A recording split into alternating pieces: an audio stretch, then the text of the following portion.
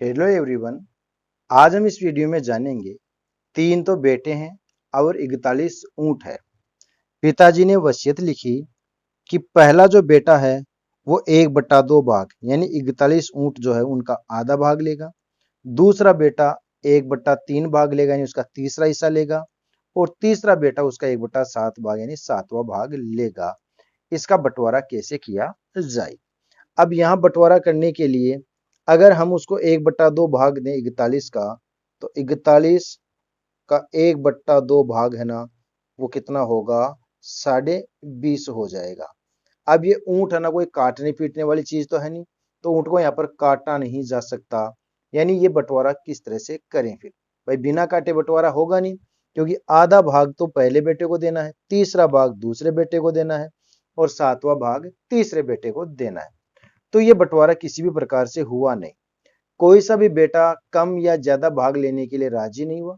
सभी बेटों ने ये कहा कि जैसा पिताजी ने वसीयत में लिखा है हमें वैसा ही हिस्सा यहाँ पर मिलना चाहिए। तो उन्होंने फिर इसके लिए क्या किया? एक प्राइज यानी इनाम रख दिया कि जो भी हमारा ये बंटवारा करेगा उसे हम 10,000 रुपए का इनाम भी देंगे। तो ये 10,000 रुपए का जो इनाम की बात थी, इसकी चर्चा आसपास के कई गांवों में फैल गई। खूब सारे लोग आए बंटवारा करने के लिए, लेकिन उनसे ये बंटवारा नहीं हो पाया। तो एक दूसरे गांव में एक विद्वान व्यक्ति रहता था, वो भी यहाँ आया और उनकी कंडीशन देखी और देखने के बाद वो अपने घर चला गया और उसने खूब दिमाग लगाया। तो उसके ये पहेली समझ में आ गई कि इसका बंटवारा कैसे करना है। तो वो 2 दिन बाद में एक ऊंट अपने साथ लेकर के वहां पर आया और वहां आकर के बोला कि भाई आपका बंटवारा मैं कर दूंगा, ठीक है, तो आप मेरे को 10,000 रुपए देने के लिए तैयार हो जाओ। तो उन तीनों बेटों ने कहा भाई आप हमारा बंटवारा करो तो सही। यदि आपने हमारा बंटवारा कर दिया तो हम आपको 10,000 रुपए नगद बिल्कुल दे देंगे, कहीं कोई दिक्कत नहीं आएगी।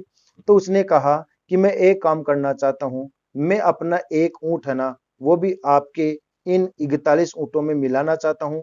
क्या उसके बाद में बंटवारा कर सकता हूँ? तो तीनों बेटे मन ही मन खुश होकर बोले, अरे वाह, ये तो बहुत अच्छी बात है, हमें बंटवारे में एक ऊंट का और फायदा मिल जाएगा।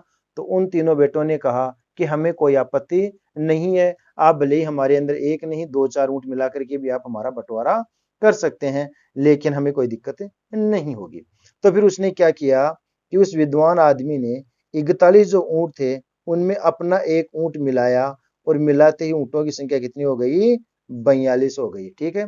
फिर उसने पहले बेटे को 42 का आधा हिस्सा यानी 42 गुणा 1/2 यानी 42 का आधा होता है 21। तो पहले बेटे को उसने 21 ऊंट दे दिए। दूसरे बेटे को देगा 42 का तीसरा हिस्सा यानी 1/3। 3 का भाग 42 में जाएगा 14 बार, 14 थी 42। दूसरे को दे दिए उसने 14 ऊंट और 42 का 1/7 भाग देगा तीसरे को, तो 7 ही गए 42। तो उसने टोटल ऊंट कितने बांट दिए? 6 4 10 और 1 11, 2 और 1 3 और 1 4। 41 ऊंटों का उसने जैसा वसीयत में लिखा था वैसे बंटवारा भी कर दिया और अपना जो एक ऊंट बचा हुआ था, क्योंकि टोटल ऊंट कितने हो गए थे? 42।